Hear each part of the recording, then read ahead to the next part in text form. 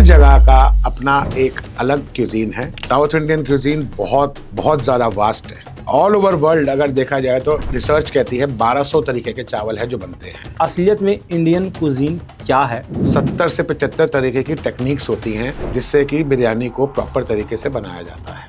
कड़ी को अगर आप पंजाबी को किसी को खिलाओगे ना कड़ी बिना पकौड़े के, तो ये लफ्ज़ बोलना नहीं चाहिए मुझे, उसको जब 56 भोग का भोग भगवान को लगता है तो उसके अंदर दाल बाटी चूरमा होना बहुत ज़रूरी होता है। सच में अजीनोमोटो 5 स्टार होटल्स वगैरह में इन सब में यूज होता है? हर जगह देखो FSSAI का रूल्स हैं। अगर अजीनोमोटो मिल जाता है तो लाइसेंस के लिए भी इशू हो जाता है। ये एक मिथ बना दिया गया है कि अजीनोमोटो से नुकसान होता है। कहते हैं हड्डी गल जाती है, हड्डी कुछ नहीं होता सर। सुना है कि सांभर एक ऐसी चीज़ है जिसमें जितनी सब्जी हो सब डाल दो, कोई दिक्कत नहीं, चल जाए। नहीं सर, ऐसा कुछ नहीं है। लोग रुमाली खा रहे होते हैं रोड के ऊपर बड़े मजे से, है ना? रुमाली में भी अंडा डलता है। रुमाली रोटी में बिल्कुल डलता है। हम जो रेस्टोरेंट या स्ट्रीट फूड होते हैं उसमें ऐसे कौन से ऑयल या मसाले होते हैं जो हमारे लिए सबसे ज़्यादा खतरनाक होते हैं? 3-4 बार के बाद यूज़ करने वाला जो तेल है वो जहर का काम करता है। किसी भी रेस्टोरेंट में नॉन वेज वेज अलग अलग नहीं बनता? अलग अलग नहीं बनता। अगर हमको चेक करना हो कि ये पनीर असली है कि नकली है तो कैसे चेक करेंगे? इंडियन कुजीन, ये नाम आपने बहुत सारा सुना होगा। जब भी आप किसी रेस्टोरेंट या होटल्स में जाते हैं तो बड़ा बड़ा होर्डिंग पे लिखा होता है Indian cuisine, Chinese, south Indian, something, बहुत सारी चीज़ें लिखी होगी। लेकिन इंडियन कुजीन का सही मतलब क्या है? इंडियन कुजीन किसे कहते हैं? आखिर इंडियन कुजीन में केवल दाल मखनी, लच्छा पराठा, शाही पनीर और आपका ये नान वान ये सब आते हैं या कुछ और भी है? इंडियन कुजीन एक ऐसा पैरामीटर है कि जिसको आप मापोगे आप रुक नहीं पाओगे। उसमें वो चीज़ें आती है जिनके बारे में आप सोच नहीं सकते। इंडियन कुजीन के बारे में आज दिल खोल के बात करेंगे। इंडियन कुजीन में क्या ऐसी पॉपुलर डिश है जो अक्सर हर लोग खाता ही खाता है, चाहे वो इंडिया में रहे या इंडिया से बाहर। इंडियन कुजीन में ऐसी कौन सी गलतियां हैं जिनको अक्सर लोग उनको हकीकत मान के उन पे काम करने शुरू कर देते हैं, लेकिन असल में वो एक मिथ होती है। और इन्हीं तमाम मुद्दों पर बात करने के लिए आज हमारे साथ है the mad fat chef hospitality के फाउंडर शेफ अनिरुद्ध सेठी जी। तो बहुत सारी बातें होगी, बहुत सारा मजा आने वाला है, खाने को समझेंगे यार। ऐसा मैंने कहीं पे सुना था कि सबसे पहले ना खाना आंखों से खाया जाता है, उसके बाद जुबान से खाया जाता है। क्योंकि खाना दिखने में कुछ होता है ना, यार देख के भूख लग गई, तो कैसे भूख लगी? वो आपकी आंखों ने इसको कंज्यूम किया और आपके दिमाग तक जब वो विजुअल जाएगा इतना स्वादिष्ट, इतना अच्छा, तो आपके सिंपल सी बात, आपके हार्मोन ऐसे होंगे कि आपको भूख लगना शुरू हो जाएगी। उस तरह का खाना कैसे बनता है, उस तरह के खाने का जो लुक है वो किस तरीके से आता है, आज इन सभी मुद्दों पर हम बात करेंगे। तो चलिए स्वागत करते हैं शेफ अनिरुद्ध सेठी जी का इन हेल्दी पॉडकास्ट।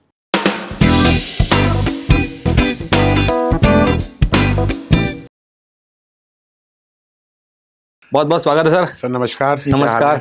बढ़िया सर, बहुत सारी वीडियोस देखी आपकी। Thank you. काफी वायरल चल रहे हैं आजकल आप। Thank you very much. और शेफ मुझे लगता है जब आदमी शेफ आता है तो फिर मतलब सिंपल बात खाने के बारे में बात होगी, ठीक है? हम अक्सर क्या देखते हैं, कुछ भी चीज़ें सर्च करते हैं, how to prepare, how to recipe something ये वो, बट आपका सब कुछ आपके दिमाग में रहता है, कुछ भी दो फटाफट आप बना देते हैं। 24 घंटे में से मुझे लगता है 18 घंटे आप खाने के बीच में, रेसिपीज़ के बीच में, मसालों के बीच में आप लोग रहते हैं, ठीक है? एक शेफ़ के लिए सबसे पहले तो मैं ये जानना चाहता हूँ, एक शेफ़ के लिए खाने का क्या मतलब होता है? हमारे लिए तो खाने का मतलब होता है मिला खा लिया खत्म। शेफ़ के लिए क्या होता है? देखो, शेफ़ के लिए खाना उसका बच्चा है। अच्छा। क्योंकि जैसे माँ बाप बच्चे को पालते हैं वैसे ही शेफ़ जो है खाने को पहले इंग्रेडिएंट होता है, उसको मंगवाता है, फिर उसके बाद उसको काटता है, फिर उसको बनाता है और फिर आगे जाके परोसता है। उसी तरह से जैसे माँ बच्चे को पालती है वैसे ही शेफ़ खाने को पालता है। तो इसीलिए मेरी नज़र में जो मेरी आज की सोच है कि शेफ़ का जो सबसे पहला बच्चा होता है ना, उसका खाना होता है। जैसे आप देखो, कभी कोई माँ बाप के आगे किसी बच्चे की कंप्लेंट कर दो तो कैसे वो लोग को महसूस होता है। सेम वैसा ही हमारे साथ भी है कि अगर हमारे खाने को कोई बोलता है ना कि अच्छा नहीं है तो बहुत महसूस होता है, क्योंकि वो हमारा बच्चा है। हमने उसको बनाया है, हमने उसको रचा है ना? वो जो बीज था वो हमने बोया है, राइट, है ना? बिल्कुल। तो इसीलिए मेरे लिए खाना, मेरे लिए तो मेरा बच्चा है। मेरा सबसे पहला बच्चा मेरा खाना है। ओके। इंडियन कुजीन के आप स्पेशलिस्ट हैं और इंडियन कुजीन आपने कहा कि बहुत एक समंदर है वो, अगर आप उसमें गोते लगाएंगे तो बहुत सारी चीज़ें आपको मिलेगी। इंडियन कुजीन को थोड़ा सा समझाइए कि असलियत में इंडियन कुजीन क्या है और क्या कुछ ऐसी चीज़ें हैं जिनको लोग अक्सर गलती से इंडियन कुजीन के अंदर इंक्लूड कर लेते, बल होती नहीं है वो। देखो सर, ऐसा है, इंडियन क्यूजीन इंडियन तो चलो आर्यंस जब इंडिया आए जी ईरान से, वो वहीं से आर्यंस आए, यहाँ पे आए, तो इंडियन कुजीन वहीं से आया एक तरीके से। अच्छा। ठीक है, यहाँ पे सब कुछ मिक्स एंड मैच है। अब आप कश्मीर से शुरू हो जाओ।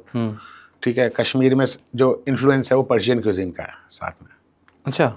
जो वाजवान है that is influenced by Persia. Wazwan क्या होता है? वाजवान होता है सर 36 कोर्स मील है ये, जो कि वहाँ की शादियों में बनाया जाता है जो मुस्लिम मैरिजेज होती हैं। 36 कोर्स यानी कि 36 तरह की डिशेस अलग अलग सर्व की जाती हैं खाने के अंदर। ओके।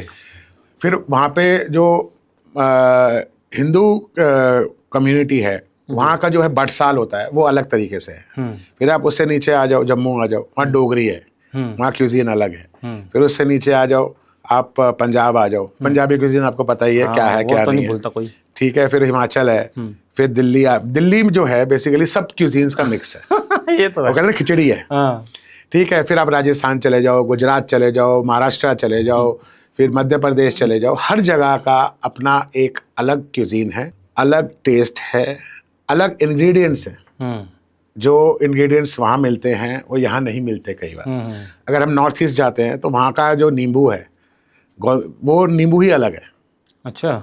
बिल्कुल अलग नींबू है। अब वहाँ पे कई चीज़, वहाँ की मिर्ची है जैसे भूत जोलकिया भी राजा मिर्ची बोलते हैं, किंग चिली बोला जाता है उसको। ओके। वहाँ का नींबू हो गया, और वो इतना बड़ा नींबू होता है, जैसे हम पंजाबी में हम लोग बोलते हैं उसको गलगल। हाँ, गलगल पीले रंग की होती है, वो हरे रंग का नींबू होता है। और उसका फ्लेवर, उसका अरोमा बिल्कुल ही हटके है, और वो हर खाने के साथ वहाँ पे सर्व किया जाता है, चाहे वो वेज हो चाहे वो नॉन वेज हो। नॉर्थ ईस्ट के अंदर। फिर आप बिहार आ जाते हैं। ठीक है, बिहार का खाना बिल्कुल अलग है।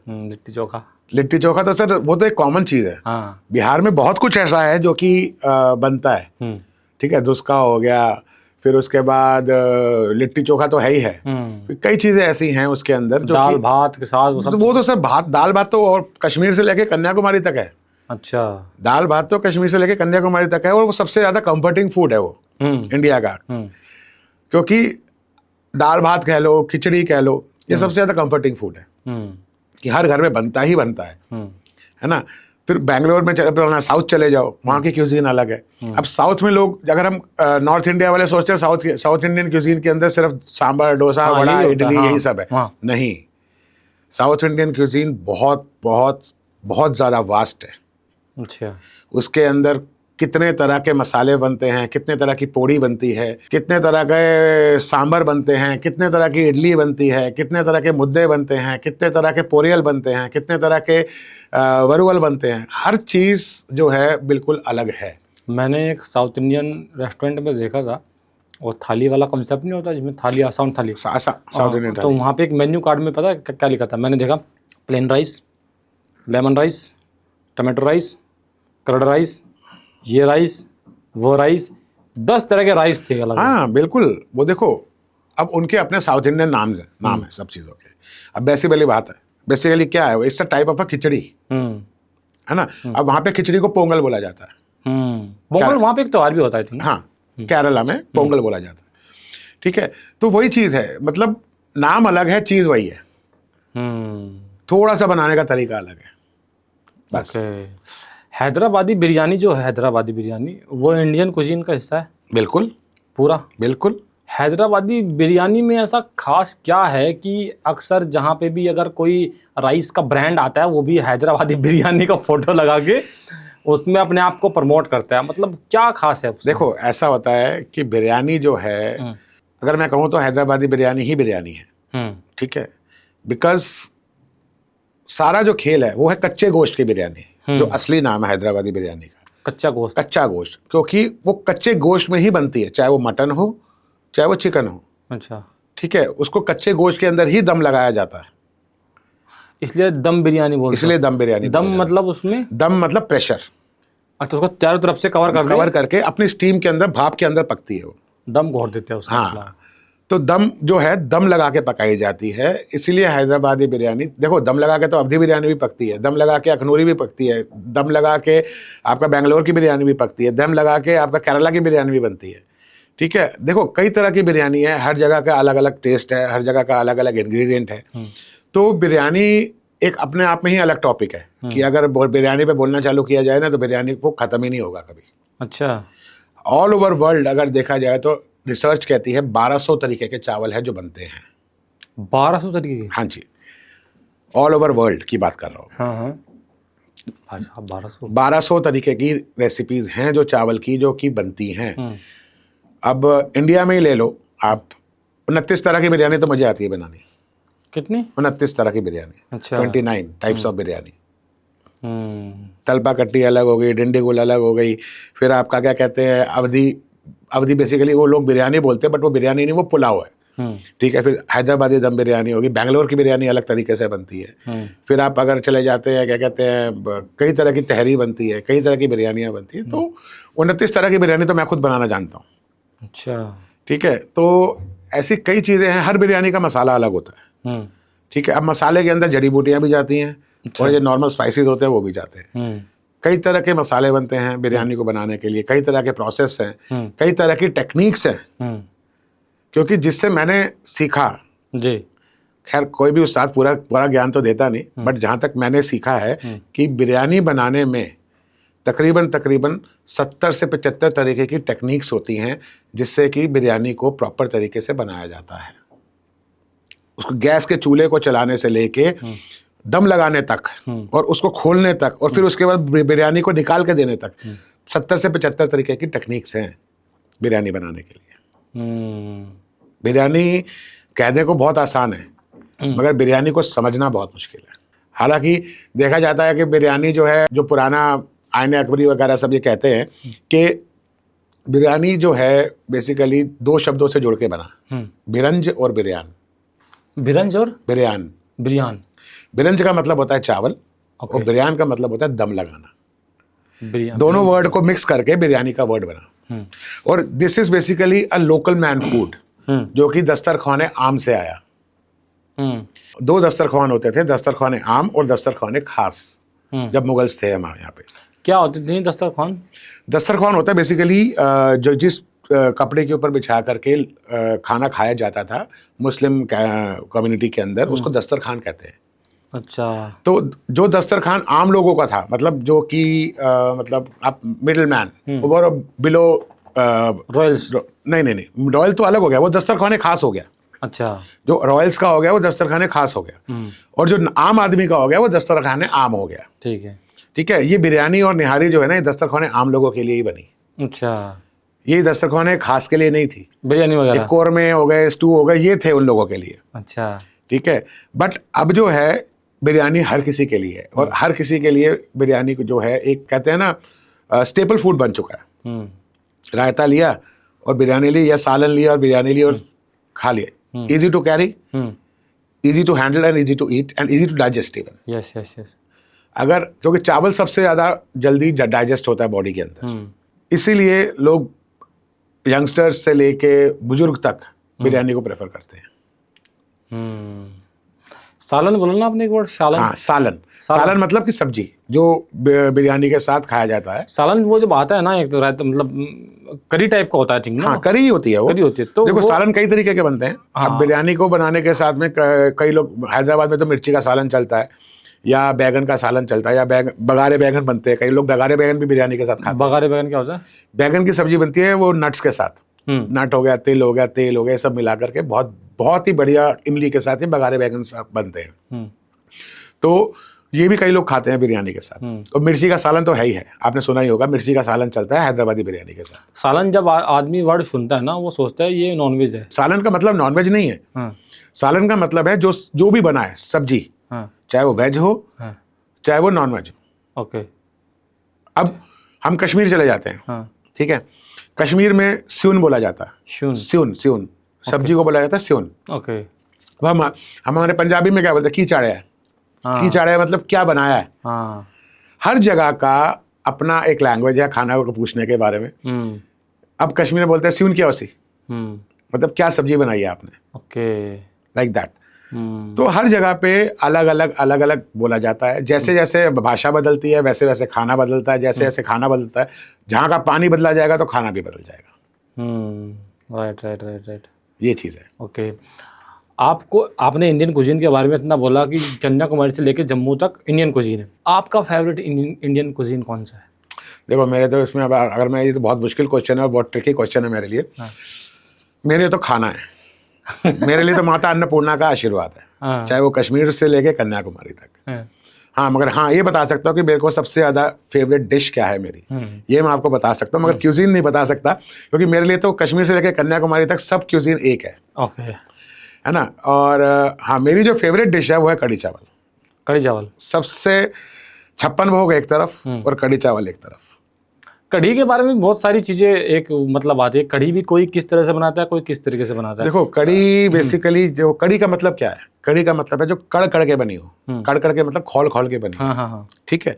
कढ़ी को जितना पकाओगे कढ़ी उतनी बढ़िया बनेगी। कढ़ी को एक दिन बासी खाओगे कढ़ी और ज्यादा अच्छी लगेगी। ये बात सही है, ये बात बिल्कुल सही है। ठीक है। कढ़ी कई तरीके की बनती है। राजस्थानी कढ़ी अलग तरीके से बनती है, गुजराती कढ़ी अलग तरीके से बनती है। राजस्थान में भी 2-3 तरह से कढ़ी बनती है। मूंग की दाल की कढ़ी भी बनती है वहाँ पे, जिसे मंगोची बोला जाता है। ठीक है। बाजरे की कढ़ी बनती है। फिर अपना क्या कहते हैं, पंजाबियों में कढ़ी अलग तरीके से बनती है। आप ऊपर से लेके नीचे तक देखो, ये जो सेंटर बेल्ट है ना, कढ़ी वहाँ पे फेमस है। ठीक है ना। कढ़ी वहाँ ज़्यादा फेमस है। पंजाब हो गया, हरियाणा हो गया, राजस्थान हो गया, गुजरात हो गया, यहाँ पे इस यूपी हो गया, यहाँ पे कढ़ी का बहुत एक चलन है। क्योंकि कढ़ी जो है एक कहते हैं ना कि बहुत ही इजी टू डाइजेस्ट फूड है एंड हेल्दी फूड है। हेल्दी फूड है, यस। कढ़ी बहुत हेल्दी फूड है।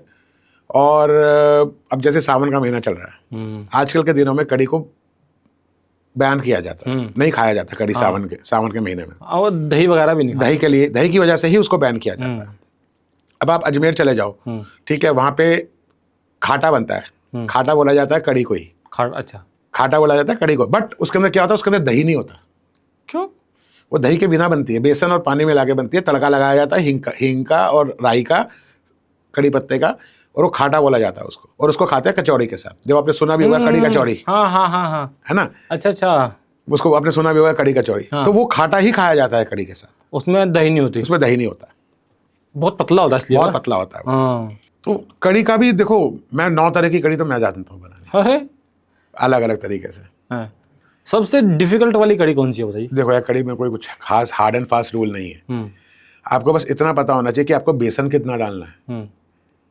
बस दही के अंदर एक रेशो होती है कि आप अगर 1 किलो दही ले रहे हैं तो उसमें कितना बेसन डाल रहे हैं, है ना। तो 1 किलो की आपकी 6 किलो कड़ी बन जाएगी। अच्छा, ये हिसाब है। ओके। बहुत सस्ता खाना है, बहुत अच्छा खाना है और स्वाद खाना है। ये बताइए, अक्सर कुछ लोग क्या करते हैं कई जगह पे, और कढ़ी में पकौड़ी डालते हैं ना, कुछ बड़े डालते हैं, कुछ पकौड़ी डाल देते हैं, कोई प्लेन ही बना लेते हैं। ठीक है, कोई बड़ी बड़ी प्याज डाल के उसमें डालते हैं, कोई उसमें प्याज दिखती नहीं है, पानी टाइप का होता है। पकौड़ी का जो चलन है ये रियल में पंजाब से आया। पंजाब से। कढ़ी को अगर आप पंजाबी को किसी को खिलाओगे ना कढ़ी बिना पकौड़े के, तो ये लफ्ज़ बोलना नहीं चाहिए मुझे, उसको रंडी कढ़ी बोला जाता है। रंडी कढ़ी? हाँ, पंजाब पुराने में। अच्छा, कहते हैं पकौड़े उसके कढ़ी के खसम है। अच्छा। मतलब कि उसका पति है। हाँ, उसके बिना कढ़ी अधूरी है। ओके, तो ये चीज़ है।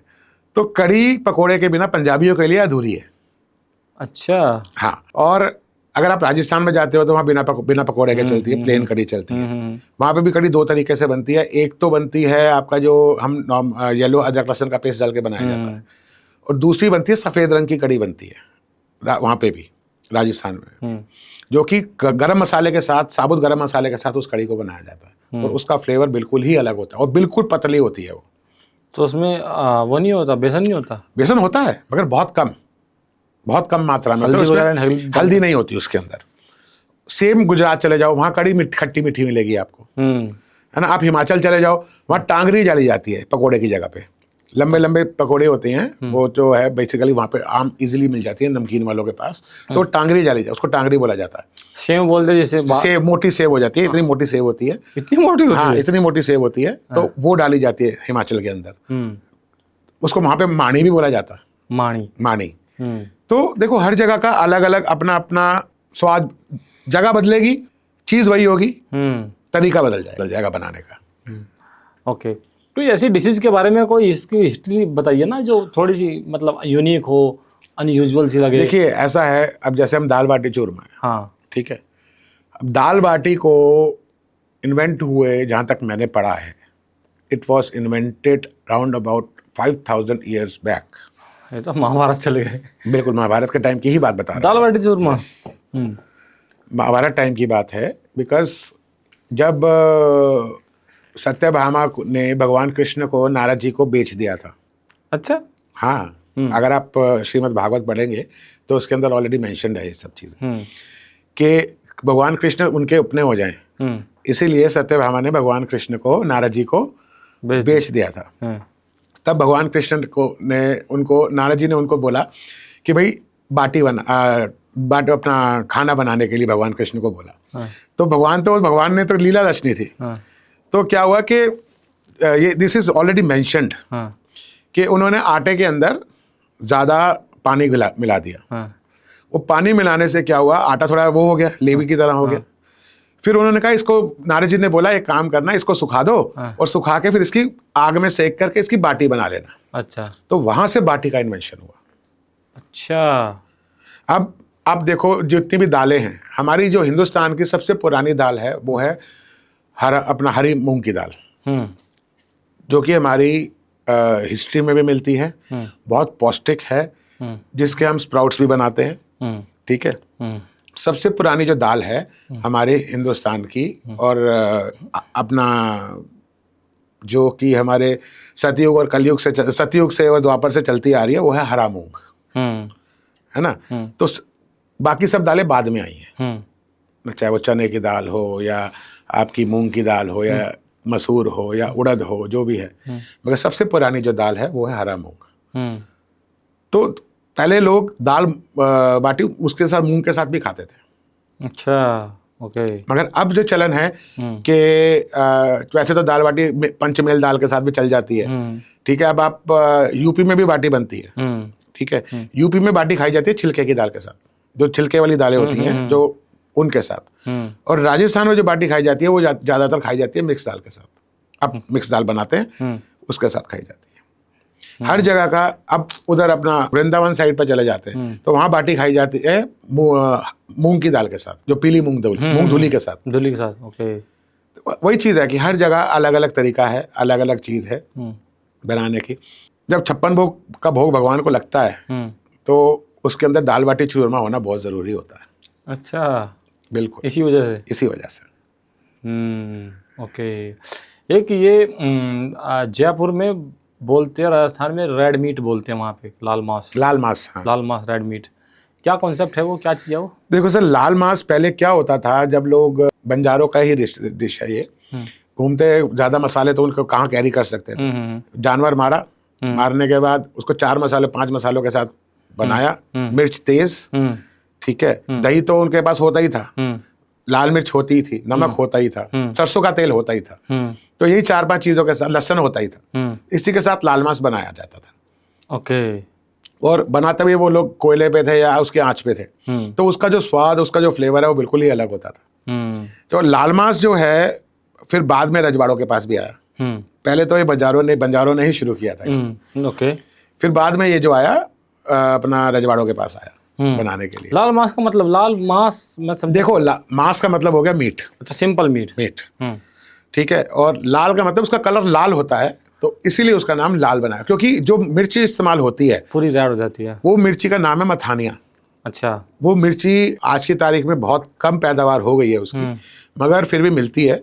और अगर हम उसको मैक्सिकन मिर्ची के साथ कंपेयर करें, अगर एलोपिनो रेड कलर की हो जाए और मथानिया को ले लें, तो वो एकदम सेम वैरायटी है, ना ज़्यादा स्पाइसी है, उसके अंदर आप स्पाइस लेवल मैक्सिमम 20% है, बाकी कलर है। अच्छा, एक बताइए, जब मिर्ची की बात कर रहे हैं आप, अक्सर कश्मीरी लाल मिर्च होती है और राजस्थान की लाल मिर्च होती है, कहते हैं कश्मीरी लाल मिर्च में तीखी नहीं होती, पर वो कलर देती है, खाली वो तरीके लिए होती है, ऐसा होता है या फिर उसमें कुछ? देखो सर, ऐसा है, कश्मीर के अंदर आज की तारीख में जहाँ तक मैं जानता हूँ, मुझे आज कश्मीर गए हुए तकरीबन 10 साल तो हो गए, 8 साल तो हो गए होंगे। तो मैंने 12 साल कश्मीर में निकाले हैं। अच्छा। शायद तभी कश्मीर का मेरे दिल में बहुत ज़्यादा लगाव है मुझे कश्मीर के साथ। अच्छा। तो आप ये देखो कि कश्मीर के अंदर उसी टाइम, आज से मैं 10 साल पहले बात बता रहा हूँ आपको, कि उसी टाइम पैदावार कश्मीरी मिर्च की बहुत कम हो गई थी। ओके। लोग उगाते थे बट अपने घरों के लिए। आज क्या कंडीशन है मैं जानता नहीं हूँ, बट कश्मीरी मिर्च बहुत ना के बराबर रह गई है आज की। ये लोग बेड़की मिर्च जो है, या बेड़की मिर्च को मिला करके जो है उसी को कश्मीरी मिर्च बोलते हैं। बेड़की मिर्च मतलब? जो टेढ़ी मेढ़ी होती है, जिसपे आपने देखा होगा कि कैसे बताऊं मैं आपको, टेढ़ी मेढ़ी होती है, रिंकल्स होते हैं उसके ऊपर, लंबी मिर्च होती है, उसी को ही ये लोग कश्मीरी मिर्च बोलते हैं। अच्छा। असल में वो कश्मीरी मिर्च है नहीं। अच्छा। उसको बेड़की ही बोला जाता है। ओके।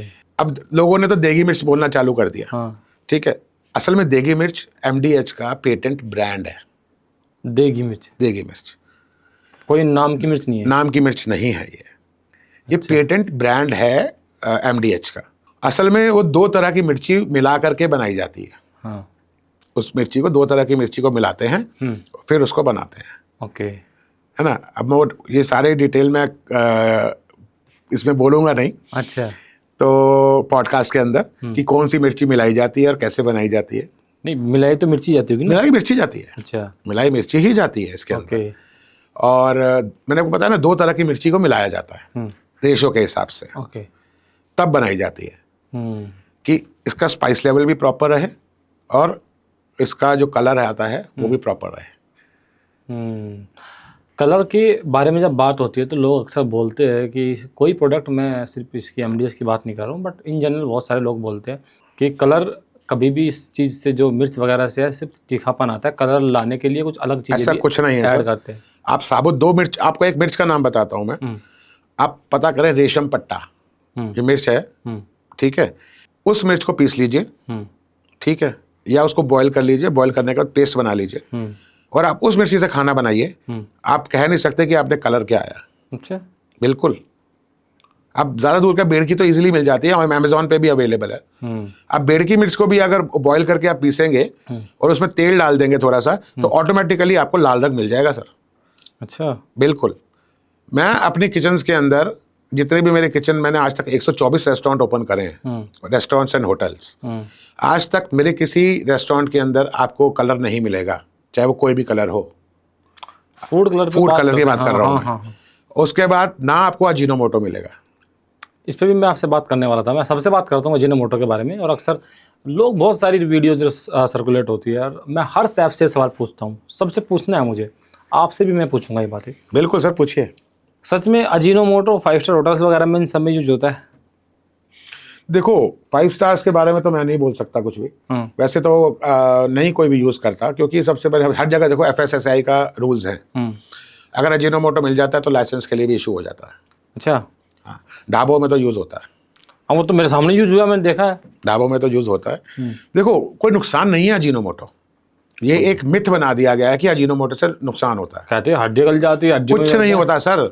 आज से 100 साल पहले एक जापानीज साइंटिस्ट ने इसको इन्वेंट किया था, ठीक है, और चाइना के अंदर आज भी यूज़ होता है MSG खाने के अंदर। क्या चाइना वालों की या जापान वालों की हड्डियाँ गल गई हैं? मतलब वो खाने में बिल्कुल यूज़ होता है सर। तो फिर इतना देखो क्यों है इंडिया में? कहते हैं कि 7 स्वाद हैं जबान के, 8वां स्वाद जब बना है उमामी, ठीक है, जो इस जबान से, यहाँ से जो स्वाद आता है आगे की तरफ, उसको उमामी बोला जाता है। ओके। ठीक है, इस उमामी फ्लेवर को एनहेंस कर देता है MSG यानी मोनोसोडियम ग्लूटामेट। ओके। अजीनोमोटो अगर बोले तो उसका जो केमिकल नेम है मोनोसोडियम ग्लूटामेट है। ओके। ठीक है, उसका कोई नुकसान नहीं है सर खाने के अंदर। लोगों ने इसको मिथ बना दिया है कि इससे खाने से जो है आपकी हड्डियां गल जाएंगी या आपको बॉडी इश्यूज हो जाएंगे या कुछ हो जाएगा। ऐसा कुछ भी नहीं है। कई 100 सालों से चाइना खा रहा है, जापान खा रहा है, जितने भी एशियन कंट्रीज हैं, हम भी एशिया में ही बैठे हैं ना, हम भी एशियन कंट्री है। ये ऊपर से जो चले जाते हैं तो ये लोग खा रहे हैं, इनको क्या हुआ है सर? अब हम लोग जब चाइनीज फूड बनता है, ठीक है, दुनिया खाती है मोमोज, दुनिया खाती है आपका नूडल्स, चाउमीन, जगह जगह मिल रहे हैं। क्या आप वहाँ पे अजीनोमोटो इस्तेमाल नहीं हो रहा सर? होता है, बिल्कुल होता तो है। किसी को कुछ हुआ आज तक? तो फिर ये अगर कुछ हुआ नहीं है तो फिर FSSAI वगैरह लाइसेंस सर नहीं देखो, issue क्यों करती ये है? एक क्या बोल सकते हैं इसके लिए, मैं कुछ इसके लिए कोई टिप्पणी नहीं करना चाहूँगा। और देखो मगर मैं अपने बारे में बता सकता हूँ कि मैंने आज तक कभी अपने खाने के अंदर MSG यूज़ नहीं किया, अच्छा, कभी कोई फूड कलर का इस्तेमाल नहीं किया। स्ट्रिक्ट इंस्ट्रक्शंस होती हैं मेरी। कुछ बोलते हैं कि जो फूड कलर्स होते हैं वो FSSAI अप्रूव्ड होते हैं, आप यूज़ कर सकते हो, कोई दिक्कत नहीं है। हाँ कर सकते हो, बट क्या ज़रूरत है जब हमारे पास नेचुरल चीज़ है। आपके पास पालक है हरे रंग के लिए, आपके पास मिर्च है लाल रंग के लिए, आपके पास हल्दी है पीले रंग के लिए। यही 3 कलर की ज़रूरत होती है। आप इस 3 कलर के साथ कोई भी कलर बना सकते हो खाने के अंदर। इंडियन फूड की बात कर रहा हूँ सर मैं। आप कोई भी कलर बना सकते हो। आपको काला करना है आप काला कर सकते हो, आपको लाल करना है आपको लाल कर सकते हो, आपको ब्राउन बनाना है आपको ब्राउन बना सकते हो, आपको ऑरेंज बनाना है आप ऑरेंज बना सकते हो, आप ग्रीन बनाना है ग्रीन बना सकते हो, आपको अगर पिंक बनाना है तो पिंक भी बना सकते हो। ये शेफ के हाथों का खेल है। मैं एक शेफ से ऐसी बातें कर रहा था, हमारी बात हुई चाप, हाँ तो बड़ी वायरल गई वो रील्स, और जब चाप देखता हूँ तो लाल हरी पीली ये लगी रहती है। तो एक शेफ ने कहा कि ये इम्पॉसिबल है कि हरा रंग और पालक से करोगे कुछ देर में काला पड़ जाएगा, वो हो ही नहीं सकता। सर हम करके देते हैं, अगर काला पड़ जाए तो हम काम करना छोड़ देंगे। तो चाप के बारे में आपका क्या कहना है? क्या इस तरह की चाप, मतलब सुना है कि सबसे ज़्यादा जो मैं रेडी पटरी वाली चाप की बात कर रहा हूँ, मैं 5 स्टार होटल्स की बात नहीं कर रहा हूँ। और एक ही इंसान ने मुँह में बोला था कि इस दुनिया का सबसे खराब चीज़ खाने में पनीर है। किसने बोला था ये? बोले थे, बहुत महान व्यक्ति है। देखो ऐसा है सर, अगर आप बाहर से आप कहीं से पनीर लेकर ऐसा खा रहे हैं, घर से बना के दूध का खा रहे हैं, उसकी बात नहीं किया, वो अलग चीज़ है। पर ऐसे कहीं से भी जो बिकता है हर जगह, हर तीसरी चौथी दुकान पे आप खाओगे तो सबसे अडल्टेटेड चीज़ है वो। देखो सर, अगर आप किसी रेप्यूटेड शॉप से ले रहे हो तो that is not at all adulterated. जो आपके सामने पनीर ताजा ताजा बन रहा है और बिक रहा है वो अडल्ट्रेटेड नहीं है। हाँ, अगर आप किसी ऐसी जगह से ले रहे हो कि उसके पास पनीर पड़ा है और उसका वो दूध का बना हुआ है कि मिल्क पाउडर का बना हुआ है, नोबडी नोज। ना वो जानता है ना मैं जानता हूँ ना कोई और जानता है। तो इसके अंदर जो है बेसिकली आप ये देखो कि पनीर आज की, हाँ उनका कहना सही है कि अडल्ट्रेटेड आ रहा है कि हर, बट ये गलत है कि हर जगह का अडल्ट्रेटेड है। समझे मेरी बात को आप 5 उंगलियां एक बराबर नहीं होती। सही बात है, वो तो समझ गया मैं आपकी बात, है ना। 5 उंगलियां एक बराबर नहीं होती। तो आपको जो है सबसे पहले ये देखना है कि आप कौन सी दुकान से ले रहे हो, कौन से दूध वाले से या कौन सी डेयरी से आप ले रहे हो। अब अमूल भी अपना पनीर बना रहा है, क्या वो अडल्ट्रेटेड है? हाँ, लेकिन छापे बहुत पड़ गए तो बहुत दिक्कत हुई है। अमूल कौन सा बहुत फैल हुए प्रोडक्ट। देखो ऐसा है सर, अमूल क्रीम के बिना आज की तारीख में खाने में टेस्ट ही नहीं आता। ये बात सही है।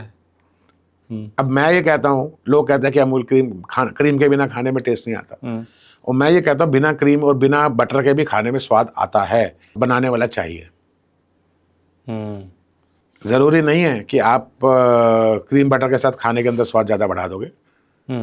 दे क्रीम दे बटर, दे क्रीम दे बटर, इससे थोड़ी ना खाना बनता है। मेरे को पता है, जब बटर की बात हुई थी ना, मैंने एक शेफ से बोल दिया ऐसे कि दाल मखनी होती है ना, मखनी दाल मखनी, तो देखो सर उसके अंदर तो बटर की ज़रूरत है। हाँ, तो नहीं मैंने कहा कि मैं कहा दाल मखनी का मतलब ये तो दाल बनी उसमें मक्खन डाल तो दाल मखनी होगी। बोला उसे मक्खन को मखनी नहीं बोलते। नहीं, मक्खन को मखनी नहीं बोला जाता। हाँ, जो दाल को घोटा जाता है, जो रबड़ी की तरह हो जाती है, स्मूथनेस जो आ जाती है दाल की, इस वजह से उसको मखनी बोला जाता है। हाँ, ओके। जो दाल के अंदर स्मूथनेस आती है इस वजह से उसको मखनी बोला जाता है। हाँ, बट मेरे दिमाग में उसी दिन मेरा क्लियर हुआ, दिन में तो मैं मक्खन डाल भी तब मखनी बनेगी, मक्खन भी ना कैसे बन जाएगी। अक्सर ये जो हम चाप की बातें करते हैं, रेडी पटरी पे जो लंबी लंबी लाइनें लगी रहती है चाप की, बहुत चाप को देखते तो अनहेल्दी, क्योंकि उसको बनाने की बहुत सारी, अभी एक बल्कि वीडियो आई थी जिसमें एक बंदा पूरी तरीके से शरीर में ऐसे खींच रहे हैं उसको, और बैटर पड़ा है उसका चाप का, उसमें खींच रहे हैं, फिर बोलते देखो ये वाली चाप खाते हो तुम रोज शाम को जाकर रेडी पटरी पे। देखा है वो तो मैंने देखा ना देखी है वीडियो। हाँ, तो कितना चाप सच में जो बनता है, क्या सच में चाप ऐसी इसी तरीके से बनता है या हेल्दी तरीका भी? पहले ऐसे ही बनता था। पहले जो है ऐसे ही उसको गूंदा जाता था, फिर उसको धोया जाता था, उसका ग्लूटेन निकाल करके फिर चाप बनाई जाती थी। ठीक है, आज की तारीख में मैदा से ही चाप बन रही है। सोए की वाली जो चाप है ना, यहाँ पे लोगों को पसंद ही नहीं आएगी। बहुत क्लियर सी बात है। क्या बात कर रहे हो? जो ओरिजिनल सोया चाप जो कहते हैं ना कि सोया चाप, सोया उसमें मिला करके प्रॉपर सोया चाप जो है बनेगी। सोया चाप पसंद ही नहीं आएगी किसी को अगर सोयाबीन से बनी हो प्रॉपर, बिना मिक्सिंग के, बिना मैदे के साथ सोया चाप पसंद नहीं आने वाली। क्यों सर नहीं आएगी ना, क्योंकि लोगों के ज़बान पे मैदा चढ़ा हुआ है। आज के तारीख में हर किसी के ज़बान पे मैदा चढ़ा हुआ है, चाहे वो कुछ भी है। चाहे मैं अपने आप को ले लूँ, है ना, चाहे वो छोले भटूरे हों, चाहे वो पिज़्ज़ा हो, चाहे वो बर्गर्स हो, चाहे वो सैंडविचेस हो, चाहे वो ब्रेड्स हो, चाहे आपकी वो चाप हो, ठीक है ना, मैदा हर किसी की ज़बान पे चढ़ा हुआ है। तो उसके बिना नहीं, तो हेल्दी तो नहीं है फिर वो। हेल्दी नहीं है सर, किसने बोल दिया आपको चाप हेल्दी है? चाप is not at all healthy. चाप ये बट हाँ ये है कि कुछ कंपनीज ऐसी हैं जिनके अंदर चाप बनाने का जो तरीका है, प्रॉपर मशीनरी लगी है। मैं तो अगर कहता हूँ अगर चाप लेनी भी है किसी को तो प्रॉपर कंपनी की लो, जो लोकल बिकती है उसको मत लो। वैसे चाप जो ये डिशेज है, जैसे ये किस स्टेट की डिशेज है? सर डिश तो देखो हमारे यहीं इंडिया दिल्ली की है ये, बेसिकली यहीं से शुरुआत हुई चाप की, है ना। तो बहुत पुरानी है। अगर हम पंजाब, हम दिल्ली की बात करते हैं तो दिल्ली में जगह है मुल्तानी डांडा। ओके, ठीक है, कम से कम नहीं तो 70 से 80 साल पुरानी दुकान है जो कि आज तक वो चाप ही बेच रहे हैं। अच्छा, उसके पास हर तरह की चाप मिलती है। एक यहाँ पे है दिल्ली में मित्र चाप। हाँ मित्र, वो तो सर वो तो बनाने वाला है ना। हाँ, वो तो बनाकर कच्ची नहीं, रेस्टोरेंट भी है। वही तो कह रहा हूँ, मतलब कच्ची चाप मतलब वो बनाते हैं, दैट इज अ रेस्टोरेंट। हाँ, वो एक अलग चीज, जैसे वीर जी चाप वाले हो गए, बाजीवा हो गया, ये सब चाप से ही बने हैं। तो चाप जो है, जैसे मैं आपको बताता हूँ दो कंपनियां जो मुझे सबसे ज्यादा पसंद है चाप के लिए, और मैं अपने रेस्टोरेंट में, क्योंकि चाप तो डालनी पड़ती है इसमें, तो मैं जो पसंद करता हूँ या तो वाइजले हाँ, या महाराजा। ओके, ये दो कंपनी हैं जिनकी चाप मैं इस्तेमाल करता हूँ। अच्छी होती है, चाप अच्छी है, उसमें नहीं है मैदा? मैदा तो है, अच्छा, but up to some extent है। ओके, और बनाने का प्रोसेस साफ सुथरा है, तरीका अच्छा है, और टेस्ट भी है। ओके। दिल्ली में आप पूरे घूमे, आप तो रहे दिल्ली में। दिल्ली में कहते हैं कि दिल्ली का जो स्ट्रीट फूड है सबसे अनहेल्दी है। अक्सर लोग बोलते हैं दिल्ली ऐसे में खाओगे, आप कहीं पे भी खा लोगे, आप सस्ता खा लोगे, लेकिन वहाँ पे वो हाइजीन प्रॉपर मेंटेन नहीं है, बहुत अनहेल्दी फूड है यहाँ का, वो मज़ा नहीं है। आप मुझे बताइए, दिल्ली में पूरा आपने देखा होगा कहाँ पे क्या क्या चीज़ें अच्छी मिलती है, क्या नहीं मिलती है, कहाँ पे किसके अच्छे, थोड़ा बताइए। दिल्ली में अगर किसी को खाना हो अच्छा, स्वादिष्ट, ऑथेंटिक में देखो बहुत कुछ, दिल्ली का ऑथेंटिक कुछ भी नहीं है। हाँ, दिल्ली को तो खैर खुद भी हो सकता है ऑथेंटिक नहीं है, दिल्ली में सब कुछ मिक्स है। मिक्स है। पर फिर भी मैं कह रहा हूँ कि अगर किसी को गुजराती खाना है, मान लीजिए कि गुजराती दिल्ली में आया, लेकिन मेरे को ये गुजराती पसंद है, कहाँ जाना चाहिए उसको? देखो प्रॉपर गुजरात भवन है यहाँ पे, हाँ, वहाँ पे जाके खाइए आप। तो फिर वो सारे भवन मिलता है ऐसा तो है। गुजरात भवन है, वहाँ पे खाना आपको अच्छा मिलेगा। अगर आपको गुजराती और राजस्थानी मिक्स करना है, अच्छा खाना है, तो खाना उनका अच्छा है। घूमर करके एक रेस्टोरेंट है। हाँ, मैं गया हूँ, खाया मैंने। थाली सिस्टम है, हाँ, अपना कनॉट प्लेस में फील होता रहता है। हाँ, तो वो भी अच्छा है। फिर अगर आपको क्या कहते हैं, अगर हैदराबादी खाना तो हैदराबाद हाउस उसके मुकाबले नहीं मिलेगा आपको कहीं पे भी। अच्छा, ठीक है। और मेरे को जो है पर्सनली साउथ इंडियन, अगर मैं कहता हूँ, अगर मेरे को सपोज करो डोसा वगैरह है, तो डोसा वगैरह मेरे को जो पसंद है, द्वारका में है वेदम, उसका खाना बहुत अच्छा है। द्रविडम, ओके। वहाँ पे बहुत अच्छा, सेक्टर 12 में है वो द्रविडम कैफे है। द्रविडम कैफे। एक दक्षिणी कैफे भी है, वो एक अलग, वो अलग है। अच्छा, अलग है। हाँ, वो अलग है। मुझे जो पर्सनली पसंद है, मैं जो आपको बता रहा हूँ, ठीक है। अगर नॉनवेज खाना है तो नॉनवेज के लिए देखो जगह तो बहुत है, मगर जो अपने हाथ का बनता है वो अपने हाथ का बनता है ना। तो वही चीज़ आ जाती है। अगर बटर चिकन की बात करते हैं तो मुझे हैवमोर का बटर चिकन ठीक लगता है। और फिर उसके बाद आप बात करते हैं मामाज, अपना राजेंद्र नगर, उनका बटर चिकन बहुत अच्छा है। फिर बात करते हैं अपना, अगर हम कश्मीरी फूड की, तो गुड़गांव में है आपका मातामाल। कौन सा? मातामाल। हाँ, तो कश्मीरी फूड बहुत अच्छा है, पंडित क्यूजीन है वो। अच्छा, वेज? नहीं, मिक्स है, वेज नॉन वेज दोनों हैं। ओके। हाँ, तो उनका खाना अच्छा है। ऐसे कई हैं रेस्टोरेंट्स जो कि मतलब जिनका एक SOP है। एक मैं जब CP के अंदर जाते हैं तो वहाँ पे एक साउथ इंडिया का है, वो सर्वनम समथिंग कुछ है ना, सरवना भवन। वहाँ पे जो है बहुत सारे उनके आउटलेट है, अलग अलग है। उसके सामने मुझे जो वेटिंग लिस्ट दिखती है ना, इतनी लंबी लाइनें दिखती है, वो ऐसे ऐसे भेजती रहती है, हाँ बाप की जाइए, अब आप जाइए, अब आप जाइए। ना भीड़ भयंकर होता है कि क्या है उसमें, कितना देखो सर, भीड़ है सर। ऐसा होता है कि जहाँ का टेस्ट लोगों को पसंद आ जाए। अब जैसे हमने पहले शुरू में बात की, सांभर कई तरीके के बनते हैं। उनका जो सांभर है बेसिकली कर्नाटका स्टाइल सांभर नहीं है। कर्नाटका स्टाइल सांभर थोड़ा मीठा होता है, खट्टा मीठा होता है। उनका जो सांभर है तमिलनाडु के साथ कंपैरिजन करता हुआ है। तो सांभर जैसा केरला का सांभर है वो अलग तरीके से बनता है, तमिलनाडु में सांभर अलग तरीके से बनता है, कर्नाटका में सांभर अलग तरीके से बनता है। अब इनमें भी अलग अलग जगहें हैं, अलग अलग तरीके हैं। मैसूर का सांभर अलग तरीके से बनेगा, मदुरई में सांभर अलग तरीके से बनेगा, तिरची में सांभर अलग तरीके से बनेगा, ठीक है, और बेंगलोर में सांभर अलग तरीके से बनेगा, उडुपी में सांभर अलग तरीके से बनेगा, मैंगलोर में सांभर अलग तरीके से बनेगा। तो हर जगह का अपना तरीका है बनाने का। आपको मैंने जैसे 6 जगह बता दी, तो हर जगह का सांभर। मेन इसमें जो चीज़ आती है, एक तो मसाला, दूसरा पानी, तीसरा खटास और मिठास। हाँ, ये 3 चीज़ें मिल के ही सांभर बनता है। अब मैं जो सांभर बनाता हूँ पर्सनली, मैं सांभर बनाता हूँ 2 दालों को मिला के। मैं अरहर और मूंग दोनों को मिला करके सांभर बनाता हूँ। ओके, एक बहुत बड़ा ट्रिक मैंने आपको बता दी इसके अंदर। मैं खाली अरहर की दाल से सांभर नहीं बनाता हूँ, 2 दालों को मिक्स करके बनाता हूँ। वो रेशो है, उस रेशो के हिसाब से सांभर मिलाता हूँ। और सुना है कि सांभर एक ऐसी चीज़ है जिसमें जितनी सब्जी हो सब डाल दो, कोई दिक्कत नहीं, चल जाएगा। नहीं सर, ऐसा कुछ नहीं है, हलवा नहीं बनाना उसको। एक लिमिट होती है हर चीज़ की, कि कितनी सब्जी जानी चाहिए, रेशो होती है कि आपका सांभर के अंदर कितनी, अगर आप 20 किलो दाल सांभर बना रहे हैं तो आपको कितनी दाल डालनी है, कितना उसमें कद्दू डालना है, कितना उसके अंदर घिया डालना है, कितनी गाजर डालनी है, वो सब चीज़ों की एक रेशो है। आप ये नहीं कि आप सब कुछ उसके अंदर भर दो, है ना। तो हर इंग्रेडिएंट का अपना एक स्वाद होता है ना, अपना एक टेस्ट होता है।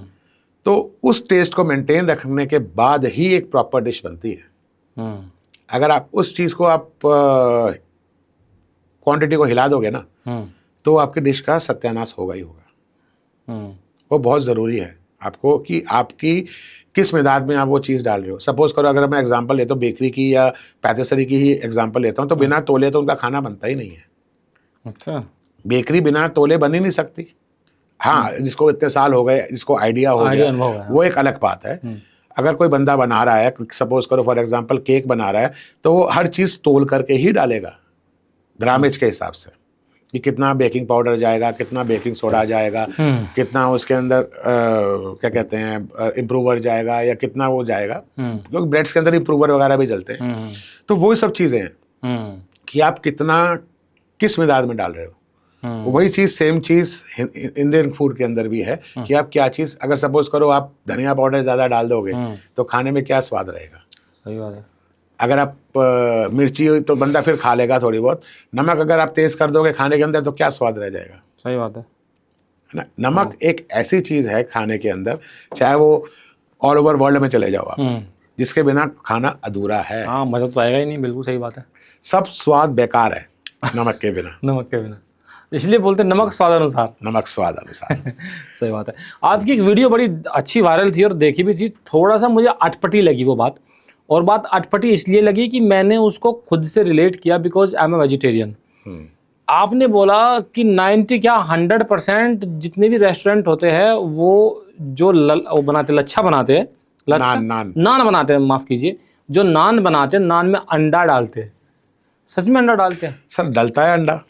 अब देखो, ऐसा है, मुझे भी बड़ी गालियाँ पड़ी है उस वीडियो में, ठीक है, बट लोगों को इतना बता दूं मैं कि ठीक है, जो आप वेजिटेरियन लोग हैं वो अंडा नहीं डालते होंगे, उसके बदले में क्या डालते हैं वो लोग? कुछ भी नहीं डालते।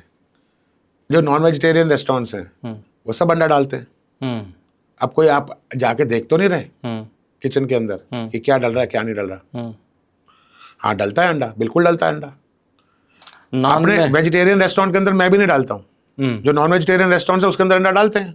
आप खुद भी डालते हैं? मैं खुद डालता हूँ नान में अंडा। और ये क्योंकि ये देखो सर, ऐसा है, अब अंडे का सब्स्टिट्यूट क्या है? मुझे नहीं पता। आपको नहीं पता, मैं लोगों को बता देता हूँ। मैं अंडे का सब्स्टिट्यूट है दही अच्छा, या फिर केला। केला, हाँ, ओके, क्योंकि लोग रुमाली खा रहे होते हैं रोड के ऊपर बड़े मजे से, हाँ है ना। हाँ, रुमाली में भी अंडा डलता है, रुमाली रोटी में। बिल्कुल डलता है। अब इसमें भी कई तरीके हैं बनाने के, कि दूध वाली है कि बिना दूध वाली है, अंडे वाली है कि बिना अंडे वाली है। अब जाके लोग पूछ रहे हैं कि अंडे वाली रुमाली है कि बिना अंडे वाली रुमाली है। नहीं, ये तो है, यही नहीं पता कि जो अंडे में अंडा डलता है कि नहीं। बिल्कुल। रुमाली रोटी मतलब सिंपल रोटी, ये दिमाग हाँ। में।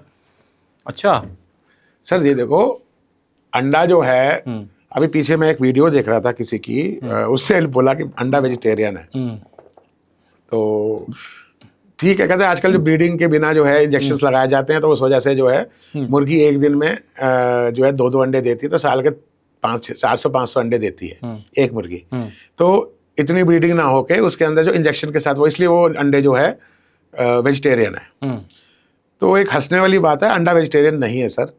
तो उसके अंदर अब क्या बोलूँ मैं आपको, कि जैसे आपने क्वेश्चन पूछा है कि अंडा जो है डलता ही डलता है, और उसका जवाब यही है कि अंडा डाला जाता है। अगर नॉन वेजिटेरियन रेस्टोरेंट है तो लोगों ने पूरी तरह से बात सुनी नहीं। अगर वेजिटेरियन लोग हैं तो भैया वेजिटेरियन रेस्टोरेंट चला रहे हैं, वो लोग नहीं डालेंगे। लेकिन वो दही या केला इस्तेमाल करेंगे। केला इस्तेमाल कर सकते हैं, ये मैंने आपके माध्यम से बता दिया। वही चीज़ हो जाएगी जो आपके नान में अंडा डालने के बाद होती है। ओके। अब चीनी भी डलती है। अगर आप केला डाल रहे हैं तो चीनी की मिदाद कम कर दें उसके अंदर, क्योंकि केला मीठा होता है। ये एक रेसिपी दे दी मैंने आपको। अच्छा, मैं गारंटी लेता हूँ, बिना अंडे का नान बना के दूंगा और 3 घंटे रख लेना, अगर वो चीड़ा हो जाए। तो फिर ये इतना अंडे की जब ये पता, तो फिर ये डालते क्यों हैं धड़ल्ले से? सर अब क्या बोलूँ मैं, देखो ऐसा है कि कुछ चीज़ें ज़रूरी होती हैं डालने के लिए। अब हर चीज़ आपको नहीं बताया जा सकती यहाँ पे। अरे नहीं, बतानी चाहिए। बतानी चाहिए, ये तो काम तो मेरा यही है ना, कि मुझे पता लगे कि चल क्या रहा है इंडस्ट्री में। ये तो सब खाने का क्या है ना, सब्जी। एक बात बड़ी अच्छी बोली आपने, ये है भी कि कोई किचन नहीं देखता किचन में क्या है। हमारे सामने तो एकदम गरम गरम ऐसे आता है कि जैसे बस ये फ्रेश काट पीट के लगा के हमको दिया है, बनाया का प्रोसेसिंग। मैं जब भी कोई कंसल्टेशन करता हूँ ना, मैं बहुत खुश होता हूँ कि अगर मुझे लाइव किचन करने को मिले तो। अच्छा, मैं कोशिश करता हूँ कि मेरी किचन लाइव रहे। वो इस वजह से इसलिए कोशिश करता हूँ ताकि गेस्ट देखे कि मेरी किचन कैसी है लाइव में। मेरे शेफ्स को स्ट्रिक्ट इंस्ट्रक्शंस होते हैं वहाँ पे किचन के अंदर, कि किचन के अंदर हाइजीन पूरा मेंटेन होना चाहिए, और सब कुछ देखता बंदा अगर देख रहा है, गेस्ट देख रहा है, तो उसको पता होना चाहिए कि हमारे पास सामने क्या आ रहा है। ऐसी सर कौन सी चीज़ है जिसे अक्सर रोज़मर्रा की ज़िंदगी में हम हेल्दी समझकर खाते हैं, लेकिन वो हकीकत में उनको नुकसान पहुंचाती है? ऐसी क्या चीज़ है? ऐसी तो बहुत चीज़ें हैं सर, कुछ बताइए। अगर देखा जाए तो लोग कहते हैं ना कि बहुत हेल्दी है अपना, क्या कहते हैं, फ्लैक्सीड ना, ये हाँ, ऑलिव ऑयल को ही ले लो। Mustard oil, olive oil. Mustard oil तो ठीक है, आप ऑलिव ऑयल ले लो। जो इंडिया में ऑलिव ऑयल है ना, पोमेस है वो। क्या? वो 3rd एक्सट्रैक्ट है या 4th एक्सट्रैक्ट है ऑलिव का। अच्छा, जो कि बहुत ज़्यादा हार्मफुल है। बिल्कुल, वो रिफाइंड से भी गया गुजरा है। अरे हाँ जी, वो रिफाइंड से भी गया गुजरा है। Okay. Extra virgin, proper extra virgin तो इंडिया के अंदर आता कहाँ है सर? कोई एक आधी कंपनी होगी जो भेज रही होगी तो भेज रही होगी, प्रॉपर एक्स्ट्रा वर्जिन नहीं आता इंडिया के अंदर। रीजन कोई? अब ये तो उन्हीं को पता है जो भेजने वाले हैं, जो मंगवाने वाले हैं। प्रॉपर एक्स्ट्रा वर्जिन नहीं आता है। प्रॉपर एक्स्ट्रा वर्जिन के तो का अरोमा ही अलग होता है। अब मैंने देखा है प्रॉपर एक्स्ट्रा वर्जिन, उसका अरोमा जो ऑलिव ऑयल का proper extra virgin olive oil है, जो सैलड्स के साथ हम लोग सर्व भी करते हैं, तो उसका स्वाद ही अलग है, उसका टेस्ट ही अलग है। ये जो नॉर्मल आप देख रहे हैं 5 लीटर 6 लीटर के जो कैन मिलते हैं ऑलिव ऑयल के, वो सब वही चीज़ है, बेकार है। बेकार है। और क्या हो सकती है? जैसे मतलब और ऐसी चीज़ें जो हम हेल्दी समझ के रोज़ पहनते हैं, लेकिन असली में नुकसान पहुंचाती है। देखो सर, अडल्ट्रेशन तो हर चीज़ के अंदर आज की तारीख में। कौन सी चीज़ को आप कहोगे, वो पुराने वाले स्वाद रह ही नहीं गए। जो दालों में पुराना स्वाद होता था, और आज जो स्वाद है वो बहुत चेंज हो चुका है। बिकॉज उसका रीज़न ये है कि भैया पैदावार बढ़ानी है, डालो खाद ऐसी डालो कि पैदावार बढ़े। तो उस चीज़ को अब किसी के ऊपर ब्लेम नहीं कर सकते हम लोग, ठीक है ना। चाहे वो दालें ले लो, चाहे वो सब्जी ले लो, देखो हर जगह हर चीज़ में कुछ ना कुछ है। पीछे आपने देखा होगा कि कलर लगा रहे हैं परवल के अंदर, एक वीडियो आई थी, है ना। तरबूज के अंदर जो है इंजेक्शन लगाया जा रहा है। तो देखो अब आज की तारीख में कुछ भी चीज़ ऐसी है, भाई अपने आप को सेफ रखना है, आपने अपने आप को तरीके से रखना है। आपको कुछ ना कुछ ऐसे तरीके ढूंढने चाहिए कि आप जो खाओ तरीके से खाओ और हेल्दी खाओ। हम जो रेस्टोरेंट या स्ट्रीट फूड होते हैं उसमें ऐसे कौन से ऑयल या मसाले होते हैं जो हमारे लिए सबसे ज़्यादा खतरनाक होते हैं? अगर आप जला हुआ तेल खा रहे हैं तो सबसे ज़्यादा खतरनाक है। 1-2 बार का यूज किया हुआ? हाँ, 2-3-4-5 बार, 3-4 बार के बाद यूज़ करने वाला जो तेल है वो जहर का काम करता है पूरी तरीके से। क्योंकि इतना ज़्यादा काला आपने देखा होगा। तो मैंने एक जगह देखा था, एक रील देखी थी, मैंने देखा काला तेल का ही सब्जी बना रहा था, ठीक है, जो मतलब कटर में डालने वाला एक तेल था, उस तेल की वो सब्जी बना रहा था। तो उस तारीख के बाद आज तक मैंने उस जगह का खाना नहीं खाया। ओके। आजकल डायबिटीज़ बहुत है, कोलेस्ट्रॉल बहुत है, और सब चीज़ें कहते हैं कि हमारे खाने से ही शुरू होती है, बिल्कुल शुरू होती है। तो ऐसे कौन से खाने हैं इंडियंस में जो हमको, अगर ये इस तरह के लोग हैं जिनको डायबिटीज़ है, कोलेस्ट्रॉल जैसी बीमारी है, खाने में कौन कौन सी चीज़ों पे फोकस करना चाहिए जिससे कि थोड़ा सा कंट्रोल रहे या फिर ना? देखो ऐसा है, आप फ्लैक्स सीड खाओ, मगर लिमिट। मैंने अभी बोला था फ्लैक्स सीड जो है बहुत गर्म होता है। हर चीज़ की लिमिट होनी चाहिए, ठीक है, राइट।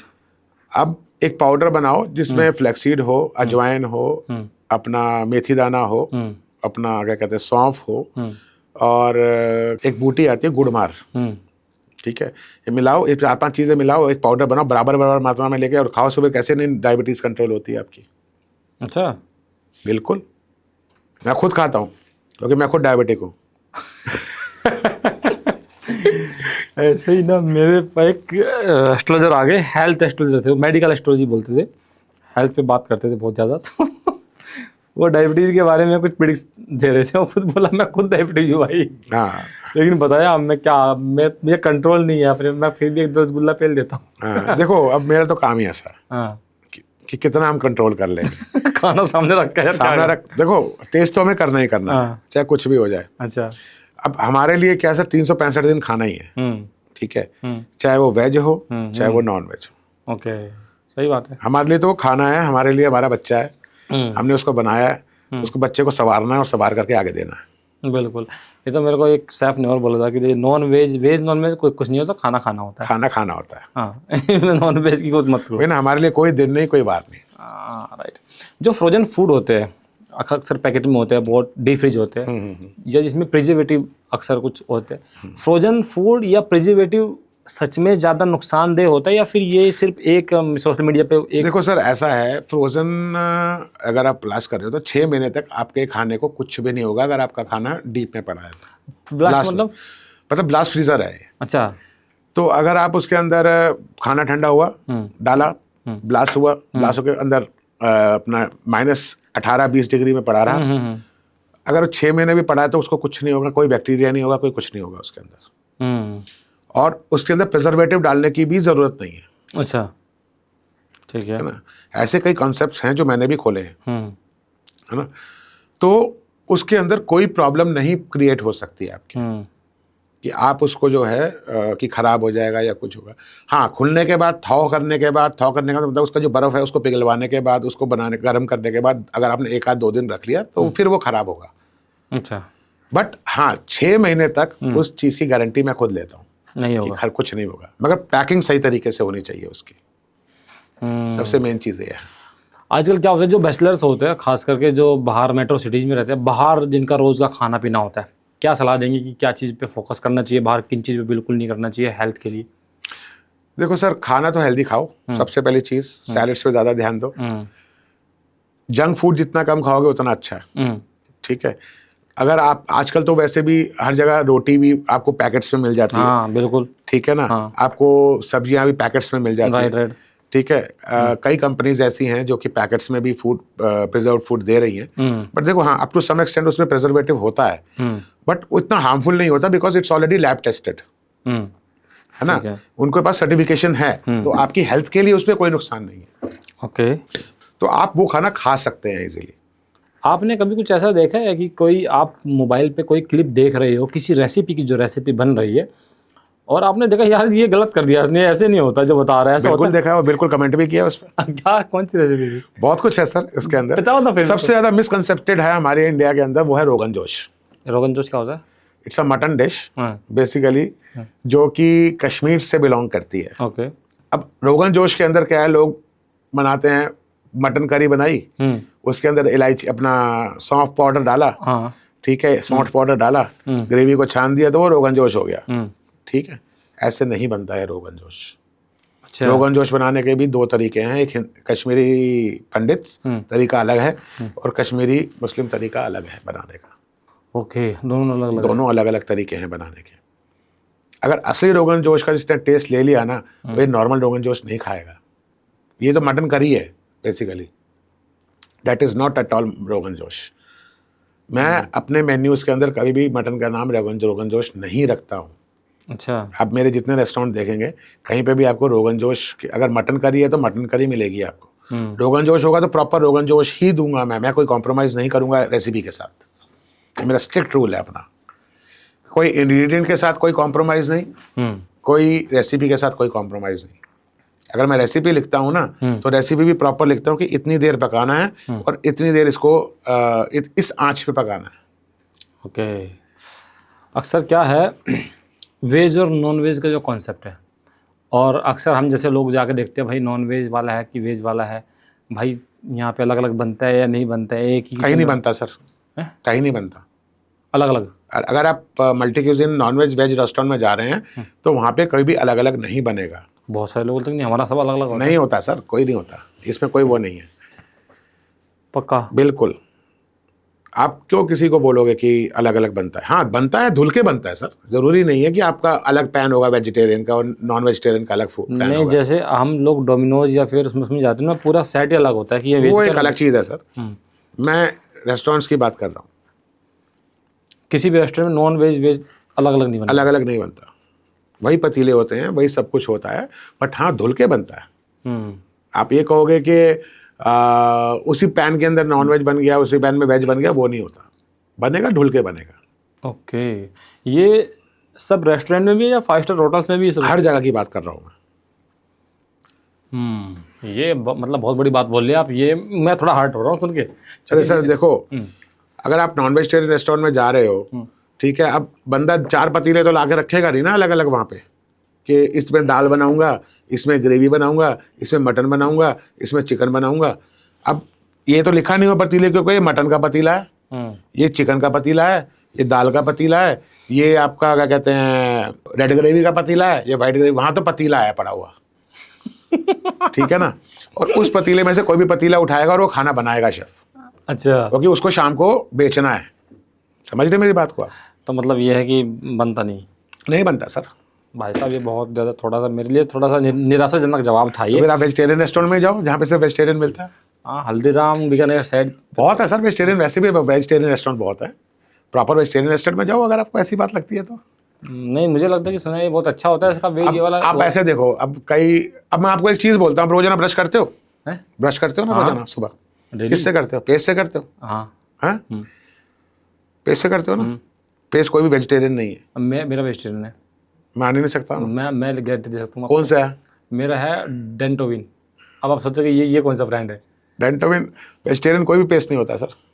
सर मेरा 110% अगर हो जाए तो मैं चाहे हार जाऊंगा। मेरा अलग है, वो कोलगेट नहीं है मेरा। हाँ। कोलगेट टाइप नहीं है मेरा अलग है। मेरा डेंटोविन है और उसकी थिकनेस भी बहुत पतली है। एक होता ना निकलता है बड़े अच्छे से, वो नहीं, मेरा नहीं निकलता। मेरा बहुत पतला है, आएगा थोड़ा पानी से गिर जाएगा लेसी, बस ये है मेरा, ऐसा है। तो मुझे पता है, मैं ध्यान रखता हूँ चीज़ों को, मैंने रखा हुआ है इसको, मैं उसके बिना करता नहीं कोई सा। आज की तारीख में आप कुछ भी ऐसा खा रहे हो ना, तो किसी ना आपने किसी की उसके अंदर कुछ ना कुछ ऐसा है। हाँ बोलते हैं। आप दवाइयाँ खाते हैं? हाँ दवाइयाँ खाते हैं ना, दवाई में भी होता है। हाँ बिल्कुल होता है। मैं फिश में ओमेगास होता है, मैं नहीं लेता। मैं वही जब मैं सीबकथोन की बात करता हूँ, सीबकथोन आप खा रहे थे? तो मैं प्योर वेज में सीबकथोन में ओमेगा होता है तो मैं सीबकथोन का लेता हूँ, मैं फिश ऑयल लेता ही नहीं हूँ। तो कैप्सूल से अगर मेरे को तो अच्छा खासा मिल रहा है, उससे 4 गुना ज़्यादा मेरे को मिल रहा है। तो एक मेरे पास एक ऑप्शन है हम के लिए, बस ये है कि हाँ बहुत कम प्रेजेंस है, बहुत कम ऐसी चीज़ें। आपको ओमेगा 3 खाना है तो सर आप अखरोट खाओ ना। अखरोट भी खाता हूँ, अखरोट खाते हैं, अखरोट ड्राई फ्रूट्स खाते हैं, सब खाते हैं, बट एक ये भी है कि 3, 6, 7, 9 चारों मिल जाते हैं मुझे एक में, और प्योर वेज भी है और अपना प्लांट बेस्ड भी है, तो कोई दिक्कत मेरे को है नहीं। तो ये थोड़ा सा एक है मेरे इसमें। एक छोटा सा हम ना रैपिड फायर खेलते हैं, मुझे थोड़ा सा बहुत बेहतरीन एक चीज़ हाँ मेरे सामने है, बहुत बढ़िया है। एज ए शेफ आप बताइए, पनीर की हम लोग बातें कर रहे थे, हमें पनीर बनाना है घर पे, ऐसे ही हम कहीं से भी ले आए, अगर हमको चेक करना हो कि ये पनीर असली है कि नकली है तो कैसे चेक करेंगे? सर ये देखो, एक आयोडीन आता है, अच्छा, आयोडीन डाल के आप चेक कर सकते हो उसके अंदर। ओके, कैसे कि वो होता है? असली है कि नकली है। या आप एक काम कर सकते हैं, पनीर को आप हाथ पे रगड़ के देखिए कि दरदरा तो नहीं हो रहा ज़्यादा। दरदरा? हाँ, अगर वो बिल्कुल पिस रहा है, सॉफ्ट हो रहा है, हाँ, ठीक है ना, जैसे मलाई हो जाती है, हाँ, तो आपका पनीर अच्छा है। ओके। लेकिन अगर वो ये हो रहा है, भुरभुरा सा हो रहा है? भुरभुरा हो रहा है तो उसके अंदर कुछ ना कुछ गड़बड़ है। ओके, ये सही है, ये तो हाथ से हो सकता है आराम से। बिल्कुल। ओके, सबसे ओवररेटेड डिश आपको क्या लगता है कौन सी है? Butter chicken. सुना है, अब मेरे कोई बता रहे थे कि बाहर से आने वाले लोग इसीलिए आते हैं कि इंडिया में बटर चिकन खाने। क्या, क्यों है वो ओवररेटेड, आपको क्यों लगता है? देखो सर, ऐसा है, अब बटर चिकन बनाने में ना सबसे आसान है। ये तो वैसे आपकी कुजीन का ही है ना डिश? हाँ। अच्छा, बटर चिकन सबसे ज़्यादा आसान है बनाना जी। मगर उसको समझना बहुत मुश्किल है, क्योंकि हर किसी का बटर चिकन का अपना स्वाद है। कोई खट्टा खाता है, कोई खट्टा मीठा खाता है, कोई मीठा मीठा खाता है, कोई स्पाइसी भी चाहिए उसको, खट्टा भी चाहिए। तो बटर चिकन का हर किसी का अपना स्वाद है। तो बटर चिकन का अपना कोई स्वाद नहीं है? नहीं, वो स्वाद तो है। स्वाद किसका है? उसमें टमाटर का स्वाद है, टमाटर का स्वाद है बस। और काजू डालते हैं कई लोग, ठीक है ना। मैं बटर चिकन बिना काजू के बनाता हूँ। अच्छा, मेरा जो बटर चिकन होता है बिना काजू के बनता है, तो उसका जो है बिल्कुल अपना अलग स्वाद हो जाता है। तो वही चीज़ है यार, जो मैं अपने आप में जो समझता हूँ, बटर चिकन सबसे ज़्यादा ओवररेटेड है। ओके, ये तो हर कोई बोलता है कि बटर चिकन यार, मतलब जिस भी फॉरेनर से पूछ लो व्हाट वुड लाइक टू, मतलब इंडियन फूड में, बट बटर चिकन, और कुछ मुझे लगता नहीं उसको कुछ। और उनके लिए बटर चिकन में मीठा बनाना पड़ता है। अच्छा, बिल्कुल। अब आप क्या समझते हो कि वहाँ पे टमाटर से थोड़ी ना बटर चिकन बनता है, वहाँ प्यूरी के साथ बटर चिकन बनाया जाता है। टमाटर प्यूरे होती है, उससे बटर चिकन बनाया जाता है। अब यहाँ पे तो टमाटर मिल जाता है इजीली, वहाँ पे टमाटर बहुत महंगा है, तो इसीलिए कॉस्ट कटिंग के लिए वहाँ पे जो टमाटर की जगह प्यूरी का इस्तेमाल किया जाता है। अरे तभी फिर स्वाद में भी ऊपर नीचे बिल्कुल होगा। अब यहाँ का स्वाद वहाँ पे थोड़ी ना मिलेगा आपको। ये बताइए कि अगर मान लीजिए घर पर किसी को एक रेस्टोरेंट जैसा स्वाद चाहिए, किसी एक डिश का नाम लेके आप बोल सकते, तो थोड़ा सा टिप्स दीजिए कि अगर रेस्टोरेंट वाला स्वाद चाहिए तो किसी डिश को कोई आसान सी डिश बताए, इसमें कैसे उसमें वो स्वाद लेके आ सकता है एक इंसान। चलो मैं आपको दाल मखनी ही बताता हूँ। बताइए। ठीक है, सबसे पहला है दाल को एक रात भिगो दो आप। ठीक है, कौन सी दाल होनी चाहिए? दाल उड़द, जो उड़द साबुत उड़द। हाँ, साबुत उड़द। हाँ, मैं सिर्फ साबुत उड़द ही बनाता हूँ, मैं कभी राजमा या चना उसके अंदर कभी मिक्स नहीं करता। तो दाल मखनी में जो ऑथेंटिक चीज़ है वो उड़द है? खाली उड़द है। ओके, ठीक है। अगर आप राजमा चना मिक्स करते हैं तो फिर दाल महारानी बन जाती है वो। यस, महारानी। ये दाल का नाम है। दाल महारानी या दाल महारानी मखनी, ऐसा कुछ? नहीं, दाल महारानी। ओके, ठीक है। तो आप जो है दाल मखनी के दाल को लिया, रात भर भिगो दिया, सुबह उसका जो पानी है उसको फेंकने के बाद उसको हाथ से रगड़ लिया 5-7 मिनट, 8 मिनट, उसका छिलका विलका उतर जाएगा थोड़ा सा। हाँ। फिर उसको धो लो आप 7-8 पानी से जी। फिर उसको अंदर सरसों का तेल डालो, थोड़ा सा अजवाइन डालो, नमक डालो, देगी मिर्च डालो और हींग डालो, और उसको उबलने छोड़ दो। एक प्रेशर आ जाए, उसके बाद दाल को कुकर की बात कर रहा हूँ मैं, क्योंकि प्रॉपर तो आप कोई पकाएगा नहीं उसको, क्योंकि गैस इतनी खा जाएगी दाल। तो उसका एक प्रेशर आ जाए, दाल को हल्की आंच पे रख दो, करीबन 1 घंटे के लिए पकने दो उसको। 1 सीटी के बाद? 1 सीटी के बाद। ठीक है। फिर उस जैसे ही पक जाएगी 1 घंटे के बाद, भूल जाओ उसको 1 घंटा, दाल कट जाएगी आपकी। आप उल्टी करछी के साथ उसको घोट लो दाल को। जैसे हमारा कुकर बंद हो गया 1 सीटी के बाद, हल्की आंच पे 1 घंटा हल्की आंच पे रखना है? हल्की आंच पे 1 घंटा छोड़ दो उसको। 1 घंटा? बिल्कुल। अच्छा, ठीक है। फिर उसके बाद उसको आप जैसे ठंडी हो जाए, कुकर खोलो, दाल को उल्टी करछी मार के घोट लो। ठीक है। ठीक है। घोटने के बाद फिर उसके बाद उसका तड़का तैयार करो। तड़के में क्या करना है आपको, घर पे ही अगर टमाटो प्यूरी ला सकते तो वेल एंड गुड है, अगर नहीं ला सकते तो घर पे टमाटर का पेस्ट बनाया, घी डाला या बटर डाला, उसमें भुना, धनिया पाउडर, जीरा पाउडर, कसूरी मेथी और नमक और देगी मिर्च, नहीं, अदरक लहसुन का पेस्ट अच्छा डाल करके इसको अच्छी तरह से आपने भून लिया जब तक उस तड़के के अंदर टमाटर का दाना ना बन जाए। बन जैसे ही वो तेल छोड़ देगा, आप वो तड़का दाल के अंदर डाल दो और उस तड़के को साथ में दाल को थोड़ा सा पका लो। और बटर आपकी इच्छा है, आपने जितना डालना है, ज़्यादा डालना है या कम डालना, वो आपके ऊपर है। मगर हाँ, ये रिक्वेस्ट करूंगा कि दाल बनाए तो देसी घी में बनाए, तड़का जो बनाए वो देसी घी में बनाए, तो दाल का स्वाद ही अलग होगा। ओके, सुना है कि दाल मखनी बनाने में बहुत टाइम लगता है, कोई रेस्टोरेंट 48 घंटे तक लगा के रखता है। बिल्कुल होता है सर, 3 दिन का प्रोसेस है मेरा दाल बनाने का। है? यस, वो ऐसे करती रहती है। प्रोसेस की बात कर रहा हूँ, 3 दिन लग जाते हैं एक बार को ओके, दाल बनाने में।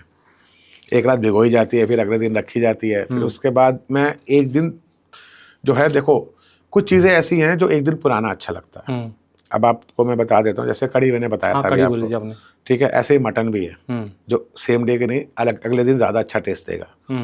ऐसे ही दाल मखनी भी है कि सेम डे नहीं, अगले दिन ज़्यादा अच्छा टेस्ट लगता है दाल मखनी ही एक ऐसा रेसिपी है जो थोड़ा टाइम लेती है, अच्छी जो ऑथेंटिक। नहीं सर, बहुत चीज़ें हैं ऐसे टाइम लेने वाली। अच्छा, बहुत चीज़ें हैं, बहुत तरीके। अपना क्या कहते हैं, नहारी है, फिर आपका हिरसा है, हरीसा जिसे बोला जाता है, हलीम है, ये सब चीज़ें टाइम लेती हैं बनने में। हलीम का तो मैंने सुना है कि उसको घोटते बहुत ज़्यादा है। हाँ, ये हरीसा भी घोटा जाता है। अच्छा, ये भी जो है बेसिकली क्या कहते हैं, सर्दियों की डिश है। हरीसा हो गया, हलीम हो गया, सब हर सर्दियों में खाया जाता है ज़्यादातर। तो इसको जो है आप ये टाइम कंज्यूमिंग डिशेज है। अब शब दे गए, ओवर सारी रात पकती थी वो, ठीक है ना। तो कई चीज़ें हैं जो कि मतलब बहुत टाइम कंज्यूमिंग है। सर थोड़ा सा एक सवाल है, कुछ हाँ ना में है, क्या रात में दही या चावल खाने से सच में सर्दी जुकाम होता है या सिर्फ एक मिथ है? यार मैं तो खाता हूँ, मैं तो खाता हूँ। लोग कहते हैं कि दही खाने से या चावल खाने से शाम टाइम जुकाम होता है, मगर मेरे साथ तो आज तक कभी ऐसा हुआ नहीं। ये बॉडी पे वात पित्त दोष के ऊपर डिपेंड करता है कि आपकी बॉडी किस तरह की है, वात है, पित्त है, या जो भी है, तीसरा वाला भूल गया मैं, वात पित्त कफ। कफ, यस, वात पित्त कफ के ऊपर ही डिपेंड करता है। अगर आपकी बॉडी कफ वाली है तो आपको जुकाम होगा ही होगा, क्योंकि चीज़ें ठंडी हैं, तासीर ठंडी है। ओके, क्या माइक्रोवेव में अगर हम खाना गर्म करते हैं तो उसकी जो न्यूट्रिएंट्स वैल्यू है वो कम होती है? ऐसा कुछ नहीं है यार, इट्स अ मिथ। ये इस पे हेल्थ पे कुछ इफेक्ट पड़ता है या खाने की क्वालिटी पे कुछ इफेक्ट पड़ता है? कुछ नहीं होता सर। क्या फ्रिज में रखा हुआ बासी खाना अगर हम दोबारा से गर्म करके खाएं, क्या वो नुकसानदायक? सर देखो, नेक्स्ट डे तो खा सकते हो आप, ठीक है। अगर आपका 3 दिन पड़ा है, 4 दिन पुराना खाना पड़ा है, तो वो नहीं खाना चाहिए, ज़्यादा लेट हो जाएगा। हाँ, वो नहीं खाना चाहिए। ओके, क्या घी खाने से सच में मोटापा बढ़ता है या मिथ है? मिथ है। हर चीज़ के देखो एक लिमिटेशन है, हाँ, ठीक है ना। अगर excess of everything is bad, है ना। अब घी हो गया या सरसों का तेल हो गया खाने से, या तिल का तेल हो गया खाने से, कुछ भी नुकसान नहीं है, but up to some extent, up to limit. ऐसा बोलते हैं कि खाने के साथ में ठंडा पानी नहीं पीना चाहिए।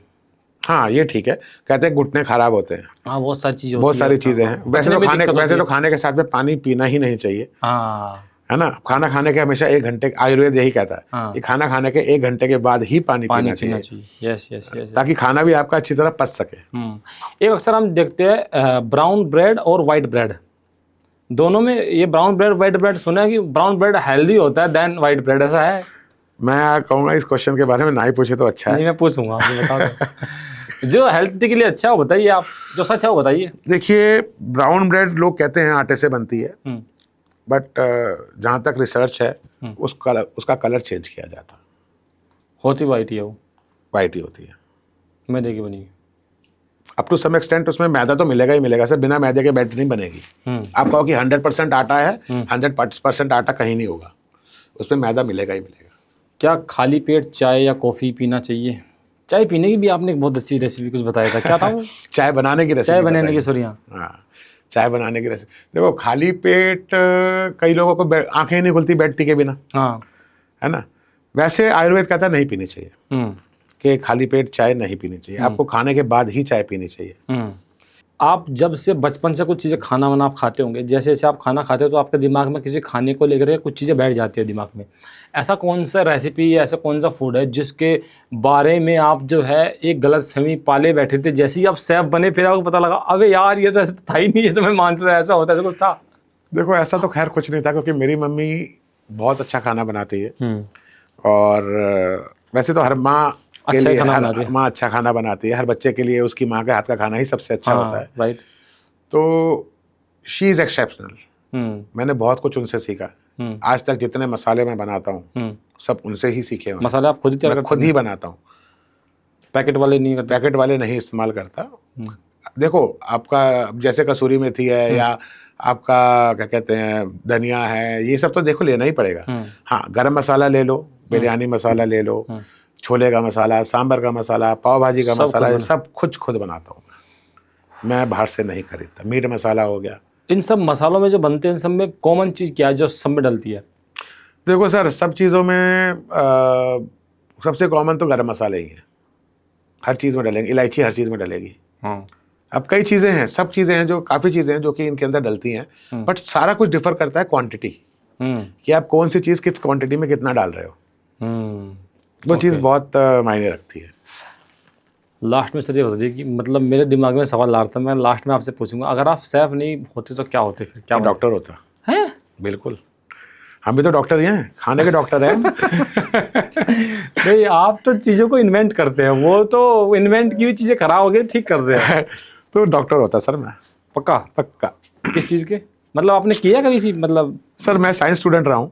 हाँ। और मेरे पापा को शौक भी था कि मैं डॉक्टर बनूं, बट वो कहते हैं ना किस्मत में नहीं था, हम बन गए बावर्ची। Same pinch. मेरे पापा को बता कि मैं डॉक्टर बनूं, पर मैं डॉक्टर तो नहीं बन पाया, और मेरा इंटरेस्ट भी नहीं था। मैं फार्मासिस्ट हूँ, लेकिन ओके। हाँ, मैंने फार्मा किया है, और भी एक्सीडेंटली मैंने किया, बस मैंने कर लिया। ओके। ईश्वर ने मेरे को उस वक्त ले गए, वजह से लेके घुमा के यहाँ बैठाने वाला था, मैं बैठ गया। अच्छा। इसीलिए मेरे पॉडकास्ट ना हेल्दी पॉडकास्ट है, आप समझ गए है ना? समझ गया। सर जाते जाते आखिरी सवाल ये है कि आप ऑडियंस को क्या सजेस्ट करेंगे कि लाइफ में, जीवन में कम से कम किसी स्टेट का या किसी रीजन का या कोई रेसिपी ऐसी कौन सी है, वेज या नॉन वेज दोनों में हो सकती है, कि मरने से पहले आप ये वाली तो यार ट्राई करके जाना, क्योंकि ये बहुत बेहतरीन है? अगर मैं बोलूंगा कि अगर नॉन वेजिटेरियन है तो एक बार शबदेग जरूर खाना। शबदेग। हाँ, ओके। अगर नॉन वेजिटेरियन है। ओके। और अगर वेजिटेरियन है तो वेजिटेरियन में वैसे भी बहुत कुछ है खाने के लिए, लोग कहते हैं कि वेजिटेरियन में नहीं है। तो मैं गुजरात का ऊंधियो आता है, गुजराती तो खाते ही हैं, मुझे बहुत पसंद है वो। कैसे बनता है मतलब ये? देखो उसके अंदर पापड़ फली है, काफ़ी चीज़ें मिला करके बनाया जाता है वो, और सर्दियों में बनता है बेसिकली। तो ऊंधियो ज़रूर खाना। ऊंधियो, ये दो चीज़ें बहुत कैसा होता है स्वाद में? बहुत अच्छा होता है सर, बहुत खट्टा मीठा स्पाइसी कुछ कैसा? हल्का मीठा होगा। वहाँ का सारा हल्का मीठा खाना रहेगा, गुजरात का खाना हल्का मीठा रहता है। मीठे लोग तो है। गुजरात का खाना हल्का मीठा रहेगा। तो बहुत ही प्रोटीनिशियस डिश है और बहुत ही अच्छी डिश है। ओके। तो और नॉन वेज में आपने क्या बोला था? शबदेग। ये कश्मीर में भी बनता है, लखनऊ में भी बनता है। किस चीज़ का बनता है? मटन? देखो कश्मीर में बनता था ये बतख के साथ, डक। अच्छा। और इधर बनता है मटन के साथ। ओके। बट उसमें सबसे इम्पोर्टेंट जो इंग्रेडिएंट है वो है शलगम। अच्छा, सलजम। ये पहली बार सुना है। ये पहली बार किसी ने सलजम कहीं यूज किया है सर? नहीं सर, नॉनवेज में डलता है शलगम मीट बहुत बढ़िया बनता है। बहुत कम सुना, मतलब अब मैं सरसों का साग भी बनाता हूँ तो उसके अंदर भी शलगम डालता हूँ एक। अच्छा। उसका फ्लेवर ही अलग हो जाता है। अगर आप साग बना रहे हैं तो उसके अंदर एक पीस शलगम का काट करके डाल दीजिए, फिर साग का टेस्ट देखिए। काट के मतलब उसको जब घुटेगा तो ऑटोमेटिकली उबलने के बाद वो घुट ही जाएगा, आपको नजर नहीं आएगा शलगम उसके अंदर, लेकिन स्वाद आएगा, स्वाद बहुत बढ़िया हो जाएगा। सर ये ट्राई करना चाहिए, तो ट्राई करना चाहिए, जो तो इजी है ना? हाँ बिल्कुल है ना। और अभी आई थिंक अभी वो सर्दी आने वाली है, और हाँ तो आने वाला है साग पालक 1-1.5 महीने 2 महीने की बात है। हाँ, और वो तो सर बड़ा मजा, मैं तो बहुत खाता हूँ, मुझे बड़ा अच्छा लगता है। बट ये जरूर डालूंगा, मगर मैं भगवान भूल ना जाए तो ये अलग से काट के रखूंगा मैं कि ये डालने मेरे को। सिंपल डाल के उबाल के उसको उसमें मैश करना। हाँ, वो मैश को करना है उसके अंदर बस, और कुछ बाकी रेसिपी सिंपल है। रेसिपी वही नॉर्मल है साग की, जैसे कुछ बनती है। आपने जब बॉयल करने रखा, आपने उसके अंदर शलगम डाल दिया, छील करके काट करके, बस दैट्स इट। ओके। वाह सर, बहुत बढ़िया। ये मुझे तो भाई ये तो अच्छा लगा मेरे को, कम से कम ये तो मैं यूज़ कर सकता हूँ, और तो मैं नॉनवेज तो खा नहीं सकता। तो thank you so much sir, बहुत बहुत Thank शुक्रिया you, sir. आपका, Thank you, बहुत Ankur ji, मजा very आया much. और एक फॉर्मल टॉक हुआ, बड़ा अच्छा लगा इसमें, खास करके बहुत सारी चीज़ें। देखो खाने के बारे में जानने के लिए मुझे लगता है बहुत कुछ चीज़ें हैं। हाँ, अभी हम इंडिया में रह के इंडियन खाने को अच्छे से हम समझ नहीं पाए हैं। हर एक खाने का अपना इतिहास होता है, हिस्ट्री होता है, हर एक खाने की अपनी रेसिपी होती है, हर एक खाने के साथ कुछ ना कुछ किस्से भी जुड़े हुए होते हैं ना। बिल्कुल, बिल्कुल। वो किस्से, वो चीज़ें जब ये समझ के आप खाते हैं, और स्वाद जिसे बोलते हैं ना कि इसका स्वाद हुआ है, मुझे लगता है कि जैसे आपने बोला पानी बदलता है, ये बदल जाता है, एक ऑथेंटिक स्वाद आज तक शायद जो हम चीज़ें यहाँ खाते हैं हमने शायद खाया नहीं होगा। मैं वेजिटेरियन हूँ, तो जो असली ऑथेंटिक आपका क्या बोलते हैं शाही पनीर होगा, शायद मैं उसका स्वाद नहीं जानता हूँ जो ऑथेंटिक होगा कहीं का। आपका मटर पनीर होगा, मैं नहीं जानता हूँ शायद, ठीक है। आपका छोले पंजाब में जाएंगे अलग तरीके से बनते हैं, यहाँ आते हैं अलग तरीके से बनते हैं, शायद मैं नहीं जानता हूँ। छोले कुलचे बनते हैं, शायद मैं नहीं जानता हूँ। तो ऑथेंटिक स्वाद जो है वो एक, मैं चाहता हूँ कि मैं अपनी लाइफ में उसको एक्सप्लोर करूँ, और इस पर भी मैं कुछ काम करने वाला हूँ। तो थैंक यू सो मच। कैसा लगा आपको ये वीडियो, हमें कमेंट करके जरूर बताइए, और किस रीजन का खाना आपको अच्छा लगता है ये भी हमें कमेंट करके जरूर बताना। और सर से, यानी सर से आप कौन सी रेसिपी के बारे में जानना चाहते हैं, अगर वो भी आप कमेंट करेंगे तो हम ट्राई करेंगे कि हम डायरेक्ट आपको सर से कनेक्ट करें, ताकि आप रेसिपी, हालांकि इनके इंस्टाग्राम पे आप जाओगे तो बहुत सारी रेसिपी इनके साथ रखी, बहुत अच्छी अच्छी फोटोज़ आती है, आउटपुट निकल कर रिजल्ट तो खाने का मन कर जाता है। तो वहाँ से भी आपको बहुत सारी कुछ सीखने को मिल सकता है। तो वीडियो कैसा लगा कमेंट करके जरूर बताइए, लाइक कीजिए और शेयर कीजिए। Thank you so much.